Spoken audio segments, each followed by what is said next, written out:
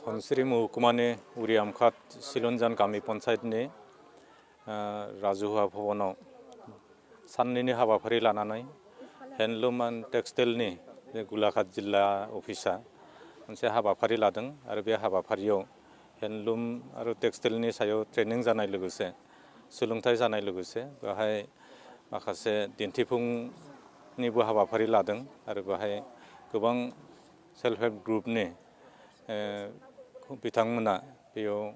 दखान बा फाननाय गावसोर दानानै दिहुननाय जिफोरखौ लाबोदों।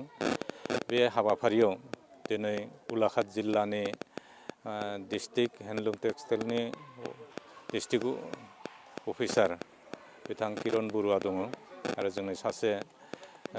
आजिरा मोननाय फोरोंगिरि गुनिराम बर' बिथां दंमोन आरो बेनि लोगोसे गोबां बेहाय गुटनि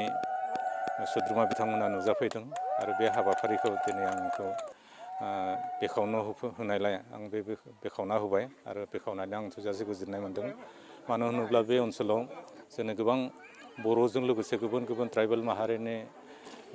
मानसिफोर दङ आरो बेहाय दानाय लुनायफ्रा सोलियो आरो दिनै नुनो मोन्दों जे खाथियावनो नागा रायजो आरो मणिपुर थानाय हिसाबै दिनै बर' जि बा जोंनि आसामनि बिहु जि मेखेला सादर बेफोरनि अनगायैबो नागा जि दानाय बेहाय गोबां सोलियो आरो बे ओनसोलनिफ्राय डिमापुर कहिमा बेबादि जायगायाव मणिपुरनि इम्फल बादि जायगायाव गोबां बेनिफ्राय जोंनि मानसिफ्रा फाननो लाङो। आं मिजिंथियो नैबेनि गेजेरजों जोंनि बे ओनसोलाव थानाय दाग्रा लुग्रा आइजो बिथांमोना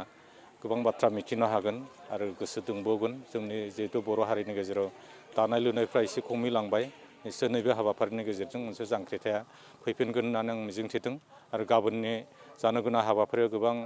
बिथांमोननि रिसर्स पार्सनफोर